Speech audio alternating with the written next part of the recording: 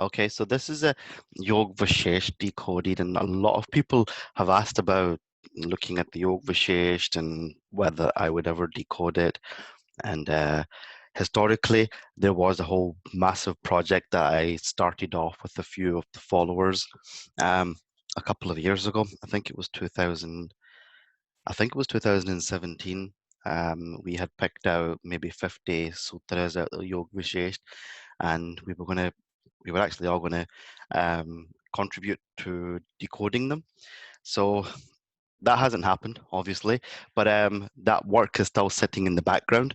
And the Yog Vashisht, it's not very simple to understand. I'll show you why.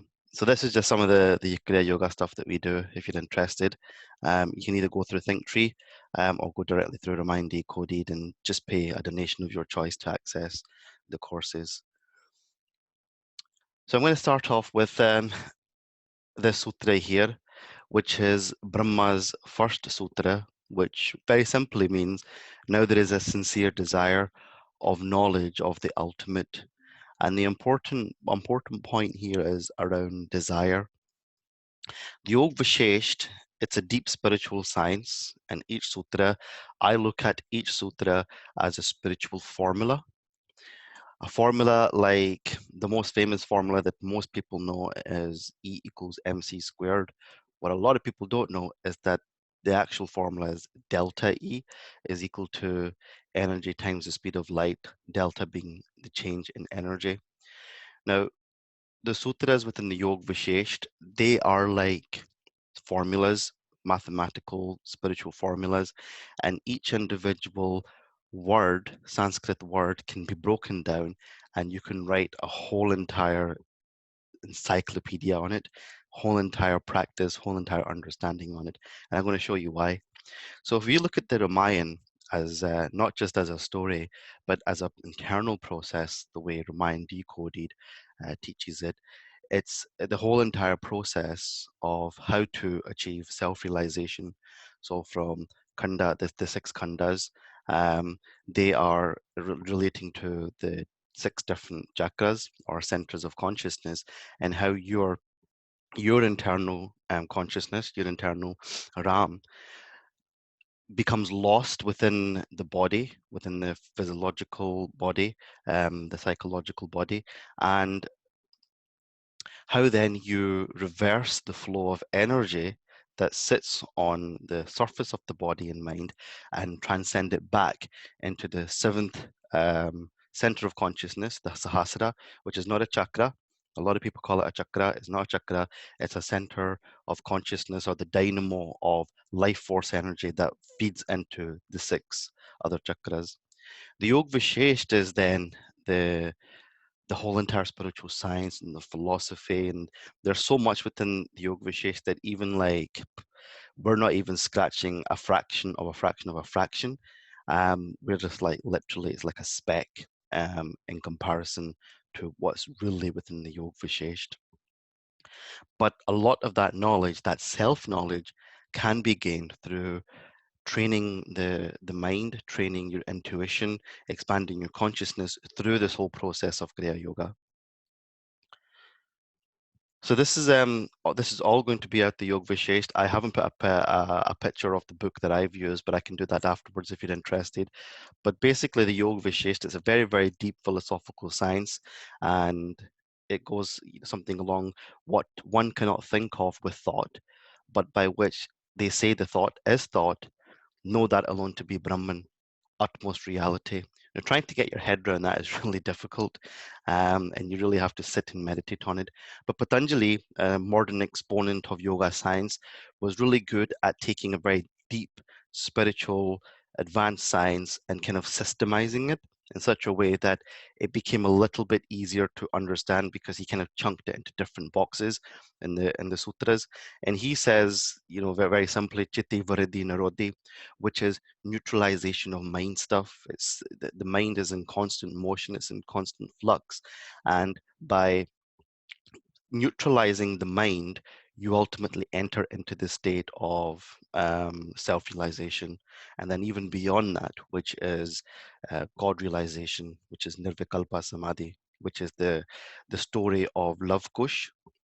But anyway, at the bottom there, I've got three pictures, and when I teach a Kriya Yoga in the context of modern day living, I kind of, and even with the kind of corporate companies that I've done a little bit of training around with marketing and sales teams, is around try to understand the difference between consciousness, between what the brain actually is, and the mind, because these are three different entities which are working together but also separate.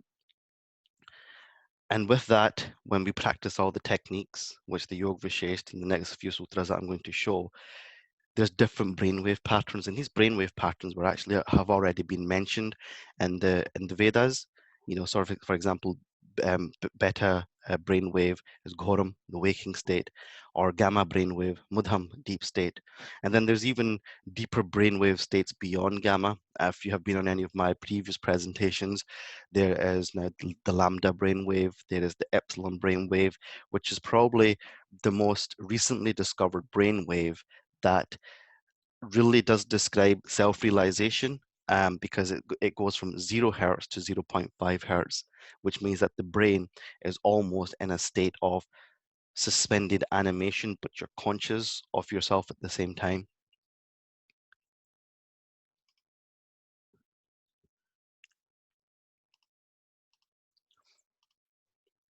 So I've put this picture up here about DNA including family karma. I did a piece around this 2018. I wrote an article. We used to have a WordPress site, which is unpublished, I think, at the moment. There's not very much activity around it, but there was something that I did around Yog Vashisth Sutra. And the sutra that I looked at was this one here, right at the top, which says that samsara rises when the mind becomes active and ceases when it is still. Still the mind, therefore, by controlling the breath and the latent desires. Now, within that sutra, I've highlighted key words: samsara, breath, desire, and mind.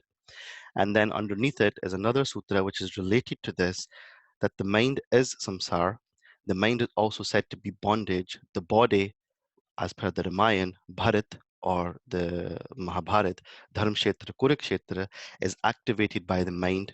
And within within the Ramayana, it is Mathura, the wavering mind, that influences Kakai, one of Dasarath's three queens. So just as a tree, and the tree is relating to the three queens, Kakai, being the Pingala Nadi, is related to the peripheral nervous system, which is related to your emotions and your desires and your likes, and basically all your thoughts are sitting within that peripheral nervous system, or the spine, with this different afferent and efferent nerve endings and all the branches, is shaken by the wind. And by the wind, we mean the vayus which are operating within. So the two main vayus that in the last few sessions that I've done with the Kriya Yoga students, we're practicing how you neutralize the pran and the apan through either an advanced internal Kriya Pranayama technique or a softer technique, which was more for kind of Western people at the time when Kriya Yoga came out into the world. And these vayas are not in synchronization as a result of the wavering mind, which activates the Pringalanari, which then causes emotions, desires, and likes and dislikes, basically all the kaleshis which the sutras of Patanjali have systemized. And then what happens is the mind is ultimately becomes what we call the monkey mind. It starts operating from the lymphic part of the brain rather than the prefrontal lobe part of the brain, which is the front part where your third eye sits between the eyebrows. That's known as the CEO part of the brain. But now, if we start breaking this sutra down and we start talking about samsara, now a lot of people will confuse samsara with samskara, and they sound very similar, but they are very different. Samsara is this whole endless process of births and rebirths that your soul will go through.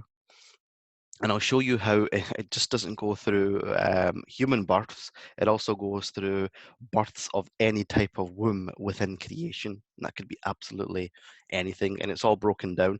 I haven't broken it down in this slide, but if you are interested, I can send you some more details around it. Samskaras, on the other hand, are blueprints of past actions and habits that become imprinted upon your consciousness. So these are, sometimes you come across a time in your life where you kind of think to yourself, why am I able to do this now and I wasn't able to do it before? The thing is that you've always been able to do it, or you've always been able to understand something. It's just that that samskara had not been expressed at a previous point in your life, but it has now. And it has as a result of karam, it has as a result of the environment, the people that you are surrounded by. And ultimately, there is this saying in these kind of corporate courses that you become the average of the 5 people that you are closest to. There is a lot of truth in that. You do actually become the average of the 5 people that you're closest to. And the funny thing is that Paramahansa Yogananda had said this back in like the 1920s or 30s, that if you want to become a doctor, then you should hang about with doctors. If you want to become a millionaire, you should hang about with millionaires. If you want to become an engineer, you should hang about with engineers. And it makes a lot of sense because that becomes your environment. And ultimately, you then start expressing these samskaras. And with the correct focus of your mind and operating from buddhi rather than manas, so making human decisions rather than emotional decisions, you become the master of your own destiny. Now, your samskaras, therefore, are literally your DNA.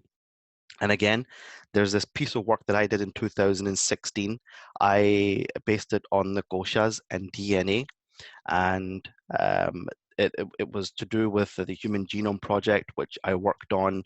I did this massive global perception of genetic engineering in 2003.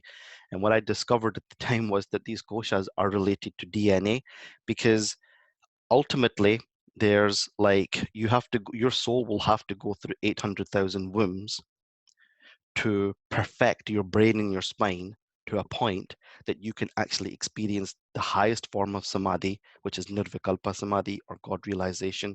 Now, you can just go through life and just do it like that. Or ultimately, you can practice techniques like Kriya Yoga, which quicken the spiritual evolution. But there are different types of wombs. So there's like plant kingdom, there's the animal kingdom, there's like they talk the Vedas can break it into worms and all different types of aspects, different types of birds, etc., grass, plants, whatever, and they break it down into 800,000 wombs, of which 400,000 are supposed to be human births. Now, this is why the Vedas also say that human birth is a rare opportunity. It's an opportunity to understand yourself. But what happens, as per the whole process of the internal Ramayana, is that your consciousness becomes lost in Maya, because your Kundalini Shakti, your Sita, is captured by Maya, by the ego. And as a result, you then enter into this internal battle, which you don't really know about because no one's ever told you about it, or you've never come across anything that will tell you about it. But anyway, um, these koshas are also related to the sutras that I'm going through just now, and this is where, when people talk about rishis like Valmiki or Vyas or Vishwamitra, or Gotham, people do tend to take the mick out of some of their stories, like, oh, well, he slept with this aspara and he is this and he is that, etc., etc. But the thing that a lot of people don't understand is that the rishis are the creators of everything that we experience, because their consciousness is so far beyond ordinary human consciousness that it becomes impossible for anyone operating with ordinary human consciousness to understand their lila, their drama, their cosmic pastimes. And this is why a rishi is known as the great experiencer. And I've got a quote here, I think it's on the next slide. But a rishi, a true rishi, and even rishis are split into different categories. And a true rishi is a rishi who is the expression of God, Parma Brahm, the true desireless desire spirit, is a true reflection of that particular energy. And sorry, the quote here is right at the bottom, that a rishi is even beyond Brahma, Vishnu, or Shiva. because there's this story in India that, someone had asked Brahma about, this whole experience about creation, and they couldn't answer it. And the reason why they can't answer it is because Brahma, Vishnu, or Shiva are particular energies that are focused on either creating or either preserving or either going through dissolution and recycle, which is Shiva, obviously. And then, but a rishi is someone who has experienced all 800,000 wombs and therefore is the great experiencer. They've been through the whole process of creation, preserving, and destruction, and then dissolution through 800,000 types of different wombs. And there's this old Indian proverb which says, where Ravi cannot go, there will go the Kavi, as in the poet. So where the sun cannot reach, there will go the poet. And where the Kavi or the poet cannot go, there will go the Anubhavi, the great experiencer. So samsaras rise when the mind becomes active and ceases when it is still. Still the mind, therefore, by controlling the breath and the latent desires. Now, I've said that samsara is very closely related to karam, and this is why karam is not, it's very commonly, kind of accepted. It's pretty simple. It's to every action, there's an equal and opposite reaction, which is true. However, it's not true at the same time. It is the theory of karma is quite a complex theory, and it can be understood better when you understand samsaras, when you understand the true meaning of dharma, which ultimately is any action or inaction that you take that helps yourself and the people around you to develop in a spiritual way, going with the flow of creation. And the flow of creation and its ultimate purpose of creation is for each individual soul to return back into the one singular soul. So our atoms are all made from one individual, and science has proven this through research, that ultimately we are all created from the same singular source. But the delusion of Maya, time, atom, sound, light, it separates us from each other. And then karam comes into play, and there's different types of karam. So already you see that by taking one sutra from the Yog Vashisht, we're now going off into a totally different subject area, which is related to it. But in order to understand samsara, you have to understand karam. There's different types of karam. There's karam that has ultimately, like the first one, there's certain expressions of samskara become your reality, as for example, your environment. This prabdha karam, which is basically your lagna chart, that is the snapshot of karam that you have brought from your previous incarnations, and just that particular part of your samskaras is now expressed as your prabdha karam in this particular life. But that's not to say that you cannot utilize everything else that you have experienced, which is stored within your DNA. So, for example, in the Human Genome Project, it was proven that a Drosophila fly, which is a fruit fly, is actually very, very closely related, has a DNA very closely related to a human being, just as a daffodil does. But the difference is maybe only, I can't remember the exact figures, but I think a daffodil was something like 69% of a daffodil's DNA was similar to human DNA. And this is how the rishis were able to. So when you watch these like the Mahabharata or the Ramayana, you see the yakshas, most commonly yakshas, not rakshas. And again, there's a difference between them. Yakshas are like Maricha, were able to change their form from a human form into a golden deer, because they understood this whole science. They understood this whole science of how to express certain genes within their samsaras to become something else within Maya. So they were able to play with Maya, and there's organizations out there that teach people how to influence Maya. That's it's crazy, because this is a very, very advanced science, and we just do not have the technology or the wisdom at this moment in time that we live in to be able to really do that. However, through understanding dharma, you can start creating good habits to develop spiritually, as develop materially, etc. And your samsara can be stilled by stilling the mind. So this is now taking us to the next part of this sutra, which is the mind. And the mind itself is a subject area which is totally vast. It's huge. So for example, if you consider your mind. First of all, think about, well, what does the mind actually mean? What is the mind? What's the difference between mind, consciousness, and the brain? Your mind sits on different various points within your body internally. So your mind can sit in your brain, which is kind of more commonly accepted as a kind of theory. But what a lot of people don't really talk about is how the mind sits in your heart. So your heart has 40,000 neurons. It's a mini brain, but a much more advanced brain than your brain sitting on the top of your head, which is actually considered and is, it's said that it's a supercomputer. It's the most advanced machine within creation that we do not utilize. There's this figure that says that we use 10% of our brain power.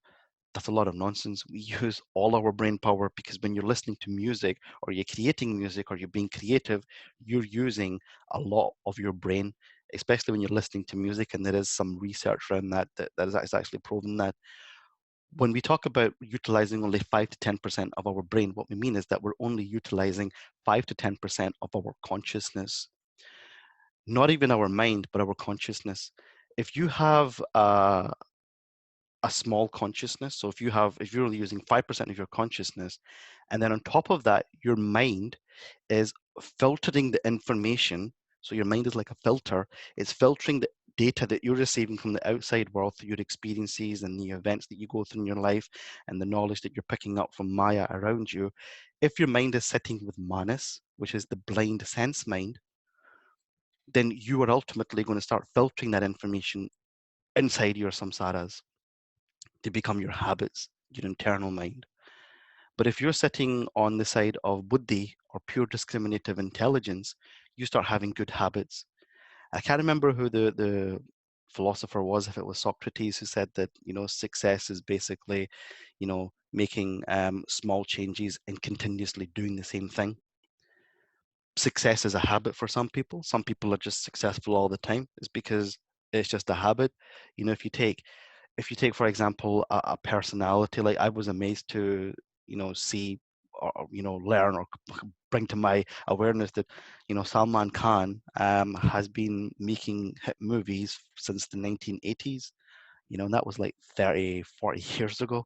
And I remember even when I was a young child at school, hearing about him to this point. Success becomes a habit. Some people are born with it because they're expressing the right samsara. They've got the right garam helping them out. Their lagna chart is helping them do that. But then a lot of people are able to also, someone like Bill Gates, who's just consistently always been rich, and we hear about these people and we say, well, that's because they're destined for it. There's a lot of people out there that we hear about, famous people from different aspects of fame or subject areas or entertainment, that have gone through really, really traumatic times through their life, and they've lost everything, but we don't really talk about them because we want to kind of filter them out, because they're not really expressing the right types of habits throughout their life. Some people are just very good at it, and they're good at it based on their karma, but also based on what we don't actually know is whether they actually understand this kind of stuff and whether they're actually doing something with this. Because the secret to success for a lot of very successful people has always been one common thing that comes out, which is meditation, which is understanding the self.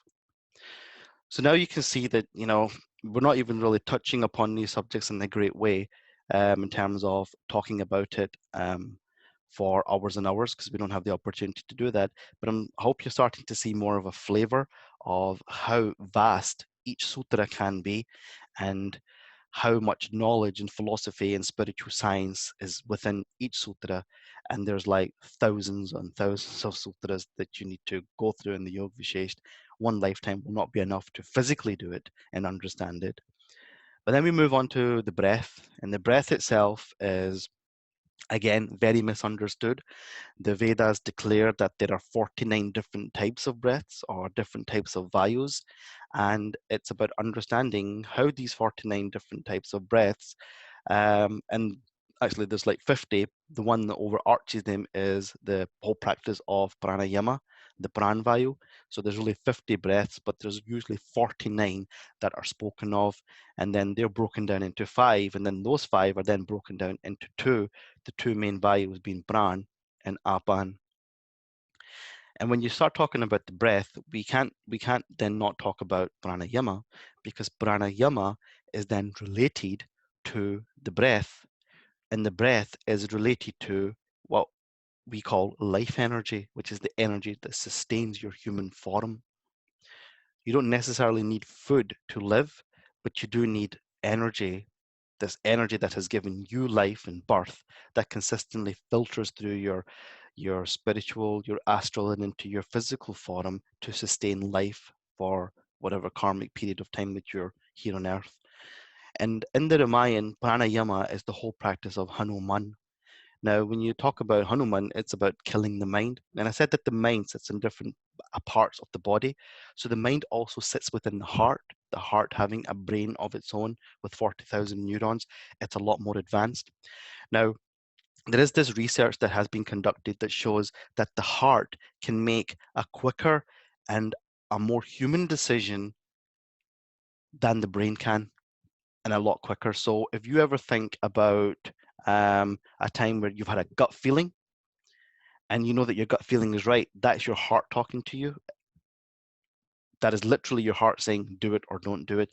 But what happens is that the brain has information based on your experiences through the journey of your life with the people surrounding you, who are also imposing their opinions, which have probably come from somewhere else, someone else's opinions, onto you.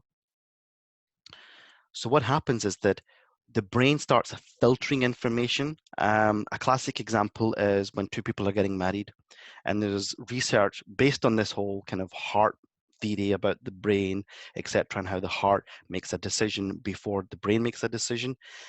And it kind of seems to be more closely related in relationships and in marriage, etc., or business partnerships, where people will enter into a relationship based on the information that has been fed into their brain and not necessarily follow their heart. Whereas their heart could be saying, don't do it. There is research that shows that a female will know within the first 3 minutes of meeting a potential partner whether they will be with that person for the rest of their life or not. And there's a lot of truth in that. So the Vedas teach this whole thing about the heart and Kriya Pranayama. We've got 10 minutes. So I'm going to do it for about 5-7 minutes and give you an opportunity to ask questions. The whole practice of pranayama is taught within the Kriya Yoga lessons, and basically what we do with that practice, which is the concentration technique or the dharma concentration technique, is synchronizing the heart and the brain, and then there's a flow of consistent energy, and you start synchronizing the vayus operating within that part of the body. We go even further than that, and this is I put a video up the other day that someone had shared with me that used to be on the group about how diet, your body should be used as a vehicle for self-realization, because your body is not really built to eat 3 meals a day, really. I've been fasting. I did a 14-day fast with just one meal every 24 hours and practicing 4 to 6 hours of Kriya Yoga. And to be honest with you, through that whole process, I was writing down my own notes, and I was asking myself the question, am I feeling hungry because my body is feeling hungry and I need it because I'm shaking, or because I'm feeling dizzy and I do need to eat because if I don't, something will happen to me physically? Or do I want to eat because my mind is telling me to eat? And 9 out of 10 times, it's because the mind is telling you to eat, because in your subconsciousness, we have habits which have formed our physical form today, and our whole persona, that we have to eat particular foods at particular times of the day. And depending on what you're doing, you might have to. If you're doing a lot of intensive training, you have to. But even then, throughout that whole process of 14 days, I was also doing very light training. And you know what? Did I really need food? Probably not, because there are ways that you can take emotional energies which are trapped within your body and start redirecting them. And again, it's more of an advanced technique, but it's something that I do teach. Some of the students are getting closer to kind of learning that, and how you can ultimately use that energy. So now you're saying that, you know, we've only kind of got to the breath. We haven't even touched on desires yet in a big way. But already we're talking about pranayama, Hanuman, and what Hanuman actually was, and where the mind sits in various parts of the body, and how you kind of start having more awareness and control over the mind. Now, let's take that even further to the next word, which is latent desires. And latent desires is probably more kind of, I would say, better explained, if I can use that expression, within the Mahabharata, because there's a character known as Ashwadhama that literally relates to desire. This is why they say that Ashwadhama even exists today after the war of the Ramayana, that he was cursed by Krishna, that he would, until the end of time, he would be here. And there's a lot of truth in that, because the last point there says that desire is the eternal root of nature's creation. It is the universal cause of all that exists since the beginning of time, which emerged from the desireless desire of Parma Brahm, or spirit. Therefore, how can you then go into self-realization, because you need to have a desire to do it, but then at the same time, you have to have a desire not to do it. And the reason why this happens is because there's duality. So if you think of Parma Brahm as a singular source, and I want to see if I can draw this for you, because it might be better if I explain it. I think I'm gonna have to stop sharing this. Share screen, whiteboard. If you take, like, if that was Parma Brahm, and this desire here has a desire. So Parma Brahm, if you think of this dot here as Satchit Anand, Satchitanand wants to express more of itself. So when you think about when you're really happy, you want to tell everybody that you're happy, you know, or most people. Think of, like, you know, Facebook or Instagram. People put posts up because they want people to like them, and they want people to like them because they've done something good, or in most cases, and they want people to come back with an energy that says, yeah, I like it. I think of Parma Brahm or Satchit Anand as a similar kind of analogy. Satchit Anand is as the bliss state, has this desire to express more of itself. But at the same time, this is the expression, this desire wants to express more of itself. It wants to express more of its bliss. But at the same time, it wants the bliss that it's expressing to come back to itself. So instantly what you've created here is duality. One going up, one coming down, darkness, light, sound, no sound. You've instantly created duality.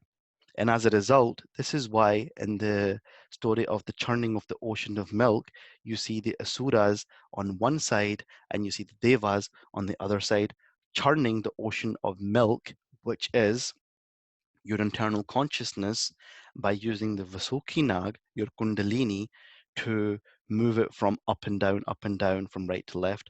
And this is why this practice of Kriya Yoga doesn't just help with understanding spirituality and developing in spirituality, but also in your material success. And that's what Kriya Yoga is all about.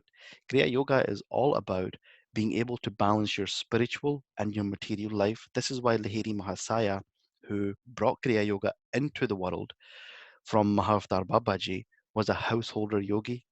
He was a householder yogi who taught Kriya Yoga, but at the same time also had a family life, also had the challenges of having a family life, and also did maintain a job up to a certain age. So I'm going to go back to sharing the presentation. So as you can see, just from that, we're now starting to go into a totally different topic. Now that's just one sutra. There's about 3 minutes left on this clock. And there's other sutras which are related to it, but we can discuss those later at a different time if people are interested. You know, there's this whole sutra around, O Rama, there is only consciousness here. This universe is nothing but consciousness. You are consciousness. I am consciousness. The worlds are consciousness. And that is the conclusion. Quantum physics, and I think I put something here about the Planck constant. There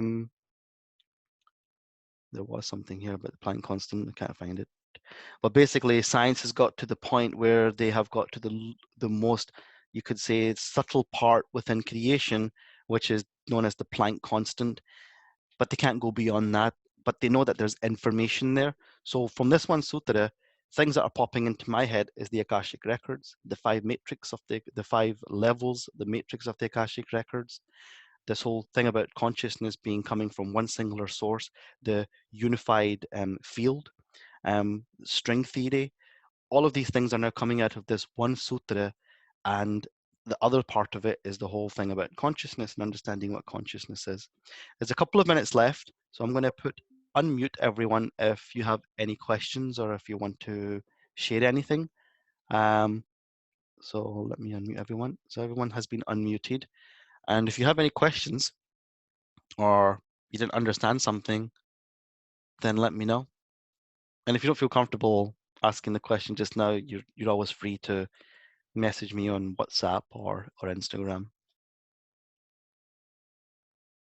So I hope you enjoyed that. I am recording this, so I'm going to download it and put it up onto YouTube. It will be a protected link.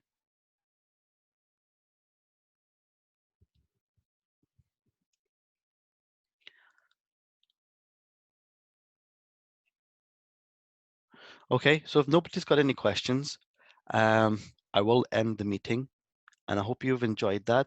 Do feel free to send me a message if there's anything that I can improve on, or if there's anything that you didn't really understand.